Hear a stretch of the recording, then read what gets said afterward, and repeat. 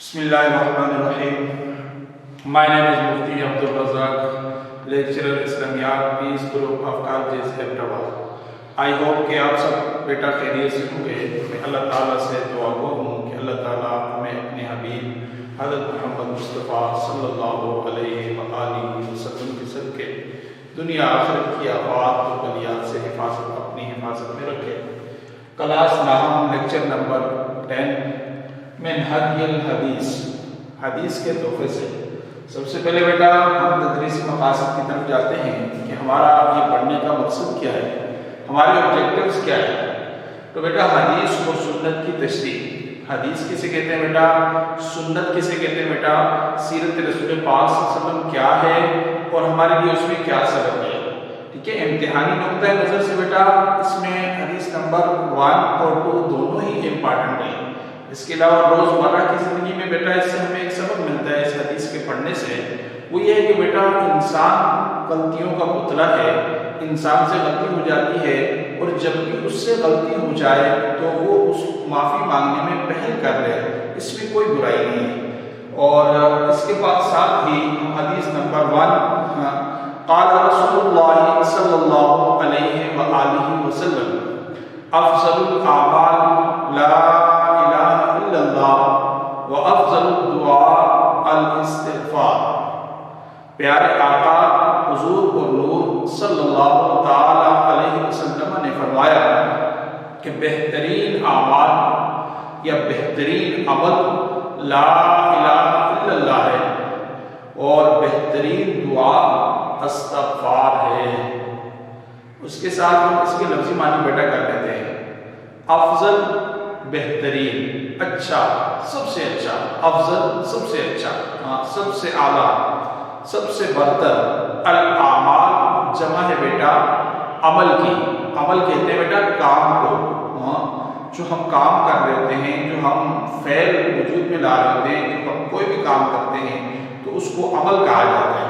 نیک اعمال جیسے ہم عام طور پہ کہتے ہیں نا کہ یہ کام کرنا نیک عمل ہے، پورا تولنا نیک عمل ہے، جھوٹ نہ بولنا نیک عمل ہے، دیانتداری کرنا نیک عمل ہے. تو افضل اعمال لا نہیں، یہ کلمے کا پہلا حصہ ہے بیٹا.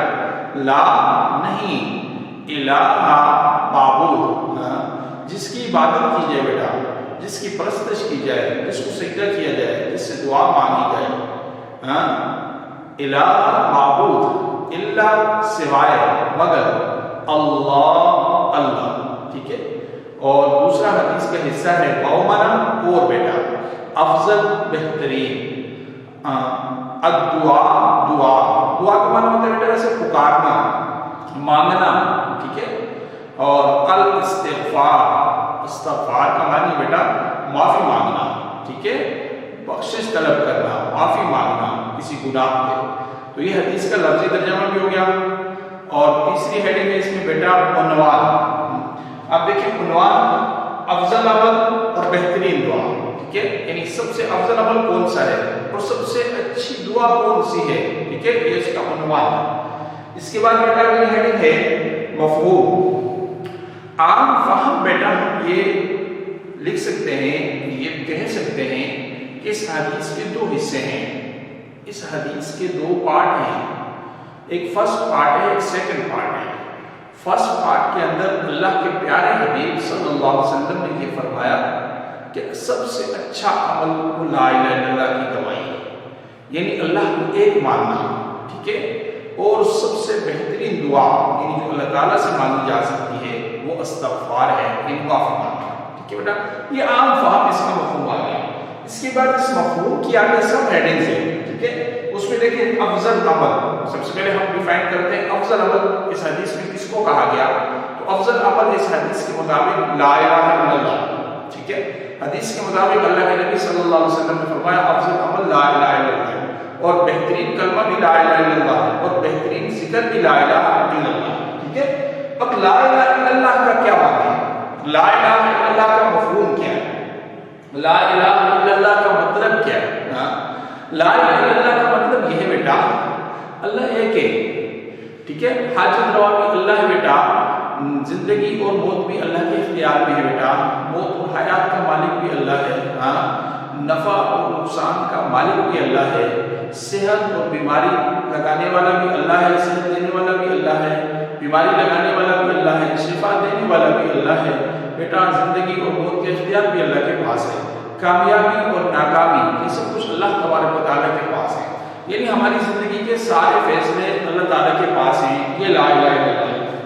اس کے بعد بیٹا اگلی ہیڈنگ ہے توحید کے بنیادی عقائد یا توحید بنیادی عقیدہ۔ ٹھیک ہے، عقیدہ جیسے بیٹا ہم فرسٹ چیپٹر میں اس کو ڈیفائن کر چکے ہیں کہ عقیدہ عقد سے نکلا ہے، اس کا معنی ہے گہرا ہوا۔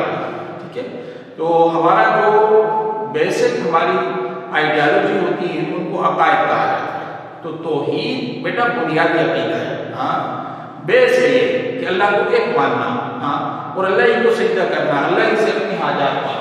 اس کے بعد بیٹا کائنات دلیل توحید، یہ جو پوری کائنات ہے نا بیٹا یہ اللہ کی توحید کی دلیل ہے کہ اللہ ایک ہے، پوری کائنات۔ قرآن میں بھی اس کا دعویٰ ہے، سورہ آل عمران میں شہد اللہ انہ لا الہ الا ہوا والملائکۃ واولو العلم قائما بالقسط، کہ ساری کائنات کی ساری چیزیں اس بات کی گواہی دیتی ہیں کہ اللہ ایک ہے، پوری کائنات اللہ کی توحید کی دلیل ہے۔ اس کے بعد بیٹا اگلی ہیڈنگ ہے حدیث قدسی۔ حدیث قدسی اس کو کہتے ہیں بیٹا جس میں الفاظ بھی اللہ تعالیٰ کے ہوں، زبان نبی علیہ السلام کی ہو۔ تو حدیث قدسی ہے کہ اللہ کے پیارے نبی صلی اللہ علیہ وسلم فرماتے ہیں کہ مجھے اللہ نے یہ بات ارشاد فرمائی کہ لا الہ الا اللہ میرا قلعہ ہے، جو اس میں داخل ہو گیا وہ محفوظ ہو گیا۔ اور حوالہ حدیث حوالہ قرآن اس کے اندر لا الہ الا اللہ پہ، تو دیکھیں پورے قرآن میں سب سے زیادہ بیٹا جس ٹاپک کو ڈسکس کیا گیا ہے، جس کو بیان کیا گیا ہے وہ اللہ کی توحید ہے۔ جیسے آپ الحمد سے شروع کریں، الحمدللہ رب العالمین، ساری تعریفیں اللہ تبارک و تعالیٰ کے لیے ہیں جو سارے جہان کا پالنے والا ہے۔ الرحمن الرحیم، بڑا مہربان نہایت رحم کرنے والا ہے۔ مالک یوم الدین، قیامت کے دن کا مالک ہے۔ قرآن سارا پڑھتے جائیں، وَإِلَٰهُكُمْ إِلَٰهٌ وَاحِدٌ، تمہارا خدا ایک ہی خدا ہے، اللہ کے علاوہ کوئی خدا نہیں۔ اگر زمین اور آسمان میں اللہ کے سوا کوئی اور خدا ہوتا تو یہ نظام درہم برہم ہو جاتا، ٹوٹ کش کا۔ تو قرآن میں کثرت سے حوالہ جاتا ہے، اور سب سے آسان بیٹا بالکل ایزی جسے ہم کہتے ہیں وہ ہے سورہ اخلاص، جو ہم نماز کی تقریباً ہر رکعت میں پڑھتے ہیں۔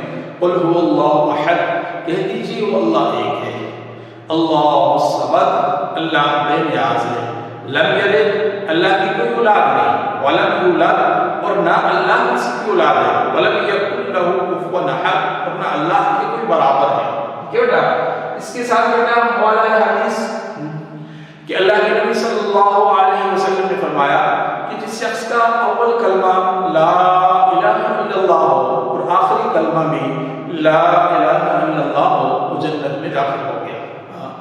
اور اسی طریقے سے بیٹا ایک اور حدیث ہے کہ حضرت موسیٰ علیہ السلام جو اللہ کے جلیل القدر پیغمبر تھے، انہوں نے ایک بار اللہ تعالیٰ سے عرض کی کہ یا باری تعالیٰ کہ مجھے کوئی ایسا ذکر بتا جس ذکر سے میں تجھے یاد کرتا رہوں، میں تیرا نام لیتا رہوں۔ تو اللہ تبارک و تعالیٰ نے فرمایا کہ موسیٰ لا الہ الا اللہ پڑھا کرو۔ تو فرمایا یہ تو ساری کائنات پڑھتی ہے، اللہ مجھے الگ سے نا کوئی سیپریٹ قسم کا ذکر ہے۔ اللہ تبارک و تعالیٰ نے فرمایا موسیٰ لا الہ الا اللہ میں اتنی طاقت ہے، اگر اس کو ترازو کے ایک پلڑے میں رکھ دیا جائے اور ایک پلڑے میں پوری کائنات، تو لا الہ الا اللہ والا پلڑا بھاری ہو جائے۔ آگے بیٹا استغفار، سب سے پہلے بیٹا ہم اس کو ڈیفائن کرتے ہیں کہ استغفار کسے کہتے ہیں۔ استغفار کے معنی بیٹا معافی مانگنا۔ انسان بنیادی طور پر خطاؤں کا پتلا ہے، گناہوں کا پتلا ہے، اس سے قدم قدم پہ لغزش ہو جاتی ہے، گناہ ہو جاتے ہیں، تو کبھی کبھی وہ دنیا کی رنگینیوں میں کھو جاتا ہے اور اپنے حقیقی خالق اور مالک کو بھول جاتا ہے۔ اللہ تبارک و تعالیٰ نے اس کا اللہ کی طرف رجوع کا اور گناہوں کی معافی کا جو طریقہ بتایا ہے نا قرآن میں اور حدیث میں، وہ ہے استغفار۔ تو اللہ کے نبی صلی اللہ علیہ وسلم نے فرمایا افضل الدعاء الاستغفار، کہ بہترین دعا استغفار ہے۔ ٹھیک ہے، اللہ کے نبی صلی اللہ علیہ وسلم خود بھی ہر مجلس میں 70 سے زائد دفعہ استغفار کیا کرتے تھے، یعنی اللہ تعالیٰ سے معافی مانگا کرتے تھے۔ یہ مطلب نہیں ہے کہ اللہ کے نبی صلی اللہ علیہ وسلم سے گناہ ہوتے ہیں، انبیاء گناہوں سے پاک ہوتے ہیں، انبیاء سے کسی قسم کا چھوٹا بڑا گناہ نہیں ہوتا، وہ اللہ کے قرب کے متلاشی ہوتے ہیں۔ امت کو تعلیم دی، امت کے لیے یہ ہے کہ وہ اس طرح اللہ سے معافی مانگ کرے۔ اور آگے میں ایک حدیث بنا انسان خطا کار، جب حدیث مبارکہ میں آتا ہے اللہ کے نبی صلی اللہ علیہ وسلم نے فرمایا الا کلکم خطاؤون، تم سب خطا کار ہو، وخیر الخطائین التوابون، بہترین خطا کار وہ ہیں جو توبہ کرنے والا ہے۔ انسان فرشتہ تو نہیں اس سے غلطی نہ ہو، غلطی تو ہوگی، غلطی تو فرشتے سے نہیں ہوتی، اور غلطی ہونے کے بعد انسان غلطی پہ معافی مانگ لے اللہ تعالیٰ سے یا بندوں سے تو انسان اعلیٰ درجے میں چلا جاتا ہے، اگر اکڑ جائے تو شیطان بن جاتا ہے، ٹھیک ہے۔ اور اس کے ساتھ میں نے حوالہ حدیث ایک اور بھی بتا دیتا ہوں آپ کو، اللہ کے نبی صلی اللہ علیہ وسلم نے فرمایا التائب من الذنب کمن لا ذنب له، گناہ سے توبہ ایسے ہے جیسے گناہ کیا ہی نہیں، یعنی انسان سے گناہ ہو جائے اور وہ اللہ تعالیٰ سے 2 رکعت نماز نفل پڑھ کر معافی مانگ لے، اللہ تعالیٰ اس کے گناہوں کو معاف کر دیتے ہیں۔ بلکہ قرآن میں ایک جگہ آتا ہے کہ انسان اگر سچے دل سے گناہوں سے معافی مانگتا ہے اللہ اس کے گناہوں کو نیکیوں میں بدل دیتا ہے۔ سورۃ الفرقان، نعمتوں کے حصول کا ذریعہ، دیکھیں سورۃ نوح کے اندر اللہ تبارک و تعالیٰ نے حکم دیا ہے فَقُلْتُ اسْتَغْفِرُوا رَبَّكُمْ، کہ میرے نبی آپ سے کہیں کہ اللہ تعالیٰ سے معافی مانگو، استغفار کرو، کیا ہوگا؟ إِنَّهُ كَانَ غَفَّارًا، وہ اللہ بخشنے والا ہے، يُرْسِلِ السَّمَاءَ عَلَيْكُم مِّدْرَارًا، وہ تم پہ موسلا دھار بارش برسائے گا، وَيُمْدِدْكُم بِأَمْوَالٍ، وہ مال میں بھی تمہاری مدد کرے گا، وَبَنِينَ، بیٹے بھی عطا کرے گا، وَيَجْعَلْ لَكُمْ جَنَّاتٍ، نہریں تمہیں دے گا، باغات دے گا، وَيَجْعَلْ لَكُمْ أَنْهَارًا، یعنی کتنی نعمتوں کے حصول کا ذریعہ کیا ہے؟ استغفار، یعنی معافی مانگنا اللہ تعالیٰ سے۔ حاصل کلام بیٹا اس حدیث کے 2 حصے، پہلا حصہ ہے افضل الاعمال لا الہ الا اللہ، بہترین عمل لا الہ الا اللہ ہے، یعنی اللہ ایک ہے، اللہ کے سوا کوئی دوسرا خدا نہیں، وافضل الدعاء الاستغفار، اور بہترین دعا استغفار ہے، یعنی اللہ تعالیٰ سے معافی مانگنا ہے، ٹھیک ہے۔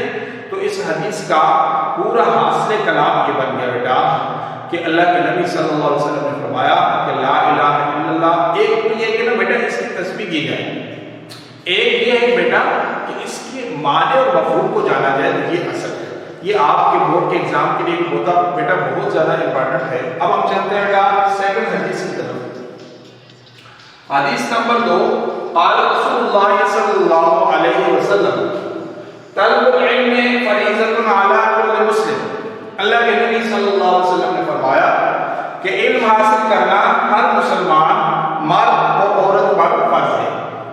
دیکھیے بیٹا سب سے پہلے ہم اس کا محاورہ ترجمہ کیا، اب ہم بیٹا کرتے ہیں اس کا لفظی معنی، طلب کرنا، ٹھیک ہے، حاصل کرنا، علم فریضۃ فرض، علی پر، کل معنی تمام، مسلمان مرد یا عورت، ہر مسلمان مرد اور عورت پر علم حاصل کرنا فرض ہے۔ یہ ہو گیا بیٹا ترجمہ اور لفظی معنی۔ اب آتے ہیں اس کے عنوان کی طرف، اس کا عنوان کیا بنتا ہے؟ علم کی فرضیت، کہ بیٹا، اور اس کے بعد ہم چلتے ہیں مفہوم کی طرف، اس حدیث کا مفہوم کیا ہے؟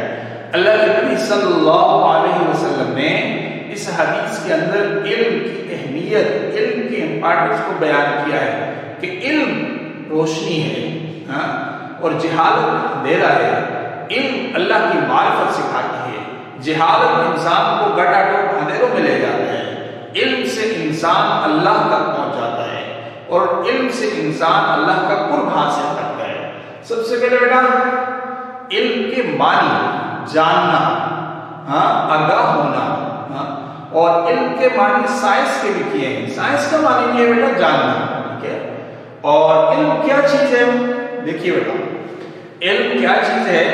جو اللہ کے نبی صلی اللہ علیہ وسلم جب دنیا میں آئے نا، سب سے پہلے علم کے حصول کی ترغیب تھی۔ اللہ کے نبی صلی اللہ علیہ وسلم پر جو پہلی وحی نازل ہوئی وہ بھی اقرأ باسم ربک الذی خلق پڑھنے کے لیے تھی، اور اس کے بعد بیٹا ہم جاتے ہیں تو ہمیں یہ چیز ملتی ہے کہ علم کی دو قسمیں ہیں، علم الادیان یعنی دین کا علم، ٹھیک ہے، یعنی جس کے اندر فرائض، واجبات، نکاح، طلاق، وراثت، جائیداد اور نظام حکومت، یہ سارا کچھ دین ہمیں عطا کرتے بیٹا۔ سیکنڈلی بیٹا علم الابدان، اس میں بیٹا فنون، جیسے سائنسی علوم جتنے بھی ہیں وہ سارے میڈیکل، انجینئرنگ، ٹھیک ہے بیٹا، اور اسی طرح طب، ریاضی وغیرہ یہ سارے اس کے اندر آتے ہیں۔ پہلی وحی اور علم، یعنی بتا دیا اقرأ باسم ربک الذی خلق، اس میں بھی علم کا ذکر ہے۔ غزوہ بدر کے قیدی، دیکھیں بیٹا غزوہ بدر میں ہم سنتے ہیں اللہ کے نبی صلی اللہ علیہ وسلم کو اللہ تعالیٰ نے فتح عطا فرمائی، 70 کے قریب کافر جو قتل ہو گئے، قیدی بنا لیے گئے 70 کے قریب۔ ان قیدیوں جن کے پاس دینے کے لیے فدیہ نہ تھا، اللہ کے نبی نے فرمایا تم 10 مسلمان بچوں کو لکھنا پڑھنا سکھا دو تو تمہیں رہائی مل جائے گی۔ وہ اللہ کے نبی نے تعلیم کے فروغ کے لیے رہائی۔ اس کے بعد بیٹا علم کے لیے سفر، دیکھیں اللہ کے نبی صلی اللہ علیہ وسلم فرماتے ہیں کہ تم علم حاصل کرو چاہے تمہیں چین جانا ہے، اطلب العلم ولو کان بالسین، اگرچہ بعض علماء کہتے ہیں سین سے مراد یہاں دوری ہے، جہاں دور جا سکتے ہو، علم کے لیے سفر کر سکتے ہو۔ علم میں اضافے کی دعا قرآن پاک کے اندر بیٹا آتا ہے، قل رب زدنی علما، میرے نبی صلی اللہ علیہ وسلم اللہ اپنے پیغمبر کو کہہ رہے ہیں کہ آپ یہ دعا کیا کریں اللہ میرے علم میں اضافہ فرما، میرے نالج کو انکریز کر دے۔ تو انسان نہ پیدائش سے لے کر موت تک طالب علم رہتا ہے بیٹا، سیکھتے رہتے ہیں قدم قدم۔ کبھی ایسا نہیں ہو سکتا کہ وہ کہے کہ بس مجھے سیکھنے کی ضرورت نہیں ہے، ٹھیک ہے، یہ شیطانی راستہ ہے جو آدمی اس راستے میں چل پڑا۔ نبی علیہ السلام نے فرمایا کہ ماں کی لحد سے لے کر، ماں کی گود سے لے کر قبر میں اترنے تک علم حاصل کرو، علم سیکھتا رہے۔ مومن کی گم شدہ متاع، اللہ کے نبی صلی اللہ علیہ وسلم نے فرمایا علم مومن کی گم شدہ متاع ہے، جہاں سے بھی اسے ملے وہ ہم اسے لے لیں، ٹھیک ہے۔ قرآن پاک میں اہل علم کے بڑے درجات بیان کیے گئے، یرفع اللہ الذین آمنوا منکم، اللہ نے اہل علم کے درجے کو بلند کیا ہے۔ عالم اور جاہل برابر نہیں ہو سکتے، قرآن میں ہے۔ حاصل کلام یہ ہے بیٹا کہ حدیث نمبر 2 کے اندر اللہ کے نبی صلی اللہ علیہ وسلم نے علم کی اہمیت اور فرضیت کا ذکر کیا ہے، اور آج مسلمان اسی لیے دنیا میں پیچھے ہیں کہ ان کا جو حقیقی علم تھا وہ اقوام یورپ نے لے لیا اور وہ پوری دنیا پہ چھا گئے اور مسلمان پیچھے رہ گئے۔ مسلمانوں کے عروج کا ذریعہ یہی ہے کہ وہ پھر سے علم کو حاصل کریں جو اللہ کے نبی یعقوب علیہ السلام کی میراث ہے۔ آج کے لیے بیٹا اتنا ہی کافی ہے، اور یہ دونوں احادیث، حدیث نمبر 1 اور حدیث نمبر 2 آپ نے یاد بھی کرنی ہے اور اس کو نوٹ بک پہ بھی اتارنا ہے۔ فی امان۔